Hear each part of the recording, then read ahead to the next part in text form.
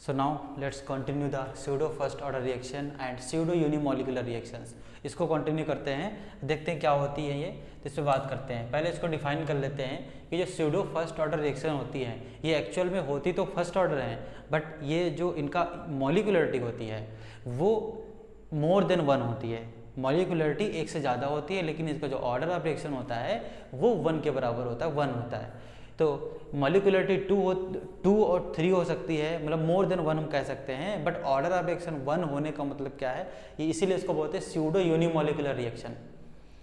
Pseudo unimolecular दिखाई पड़ती है हमें, लेकिन एक्चुअल में होती नहीं है यूनिमोलिकुलर ये, ठीक है। तो इसको देखते हैं यहाँ पे, reaction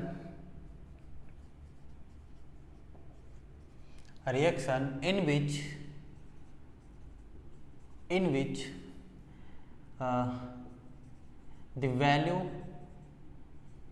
of order of reaction is 1, okay, but the molecularity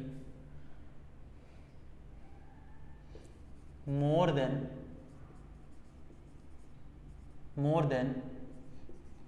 1 is called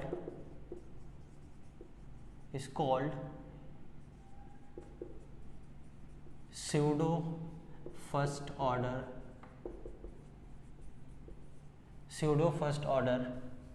or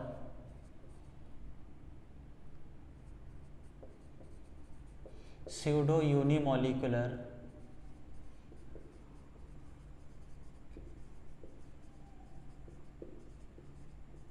reaction, okay.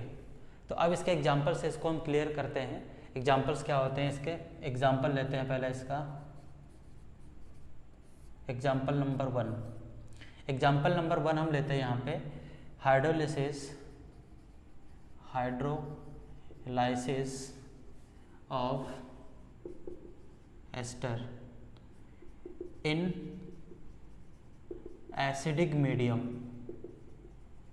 Acidic medium में एस्टर की हाइड्रोलिसिस करवाते हैं। तो इसको समझते हैं गाइस, क्या होता है। एक एस्टर लिखते हैं CH3COOC2H5, this is ethyl acetate.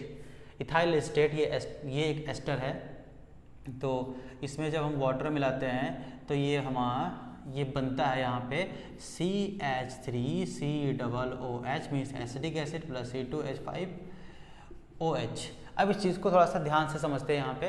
तो गाइस देखते हैं ये जो है, स्टार्टिंग में हमने क्या किया, इसका कंसंट्रेशन ले लिया एट T बराबर 0। जब T टाइम 0 था तब इसका कंसंट्रेशन में ले लिया, मान लिया कि 0.001 m इसका कंसंट्रेशन लिया है।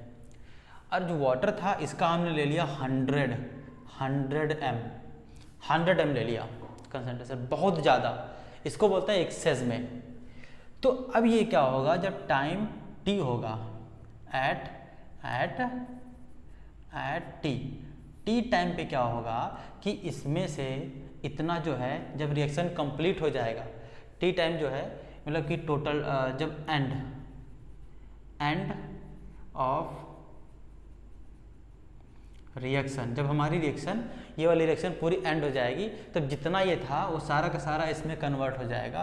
तो क्या बनेगा, यहाँ पे 0.001 ये बन जाएगा, 0.001 ये बन जाएगा m में, ठीक है।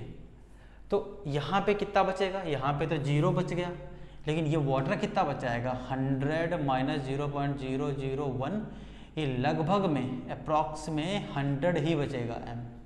मतलब अगर हम बोलें कि एक समुद्र में से एक बूंद पानी निकाल लो तो कुछ फर्क नहीं पड़ेगा समुद्र के पानी पे, ठीक है। तो वही कुछ यहाँ पे बात है, अगर 100 m में से हम 0.001 क्वांटिटी निकाल लेते हैं तो वो लगभग 100 m के बराबर ही रहेगी, उस पर कोई फ़र्क नहीं पड़ेगा वाटर पे।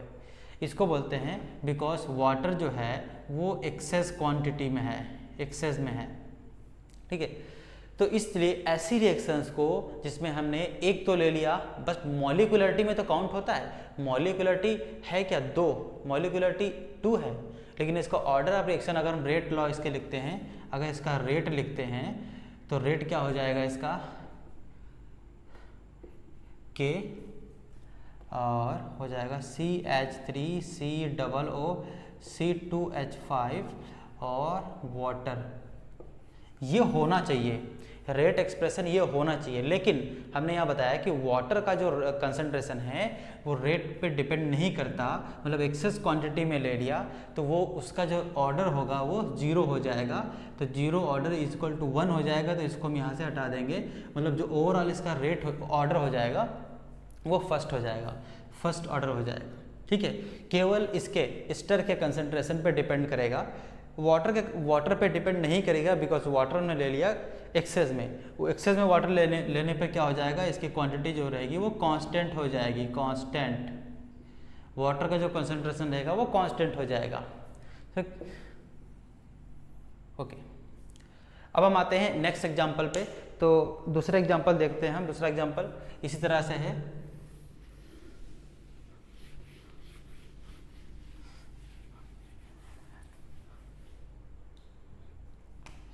एग्जाम्पल नंबर 2,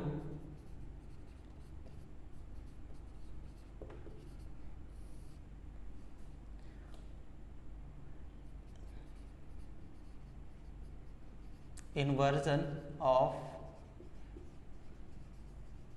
केन शुगर। केन शुगर का इन्वर्जन देखते हैं, तो इन्वर्जन बताते हैं भी, इन्वर्जन क्यों बोलते हैं, तो C12H22O11, दिस इज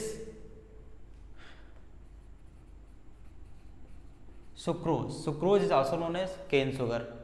ओके, अब सुक्रोज की जब हम हाइड्रोलिसिस करवाते हैं, वाटर मिलाते हैं इसमें, वाटर कैसे ले लिया हमने, एक्सेस क्वांटिटी में ले लिया, बहुत ज़्यादा ले लिया वाटर हमने, ठीक है, तो यहाँ पे जो बनेगा वो क्या बनेगा, C6H12O6 प्लस C6H12O6। अब देखो दोनों का मॉलिक्यूलर फार्मूला सेम है, बट इनका जो स्ट्रक्चरल फार्मूला होता है वो अलग अलग होता है। तो ये पहला वाला जो है ये ग्लूकोज हम ले लेते हैं, और दूसरा वाला क्या है, फ्रक्टोज। ठीक है, इन दोनों का जो स्ट्रक्चरल फार्मूला है वो अलग अलग होता है, लेकिन मॉलिक्यूलर फार्मूला दोनों का सेम है। ये क्लास 12th के मॉलिक्यूलर बायोमॉलिक्यूल्स वाले चैप्टर में पढ़ेंगे अच्छे से। तो यहाँ पे गाइस हमने यहाँ पे क्या बताया, पहला एग्जांपल में भी यही बताया था कि वाटर जो है हमने एक्सेस में लिया था, तो वाटर जो है ऑर्डर ऑफ रिएक्शन में पार्टिसिपेट नहीं कर रहा था, तो इसका अगर हम रेट लिखेंगे, रेट, इसका रेट लॉ लिखेंगे, क्या हो जाएगा, K और C12H22O11 वाटर, लेकिन वाटर का क्या हो जाएगा, कांस्टेंट रहेगा, वाटर का जो कंसंट्रेशन वो कांस्टेंट, तो उसको मैंने हटा दिया, तो बचेगा क्या यहाँ पे, K C12H22O11, केवल इसके कंसंट्रेशन पे डिपेंड करेगा हमारा रेट। ठीक है, तो इस तरह से ऐसी रिएक्शंस को बोलते हैं स्यूडो फर्स्ट ऑर्डर रिएक्शन, क्योंकि इसका ऑर्डर कैसा 1 आ रहा है। ठीक है, और स्यूडो यूनिमोलिकुलर रिएक्शंस भी बोलते हैं, एक्चुअल में होती मोर देन 1 मॉलिक्यूलर है, लेकिन ये जो पार्टिसिपेट रिएक्शन में कर रहा है वो केवल एक ही पार्टिसिपेट कर रहा है, पार्टिसिपेटिंग मॉलिक्यूल एक है। ठीक है, बिकॉज हमने इसको एक्सेस में ले लिया। So this is pseudo first order reaction और स्यूडो यूनिमोलिकुलर रिएक्शन।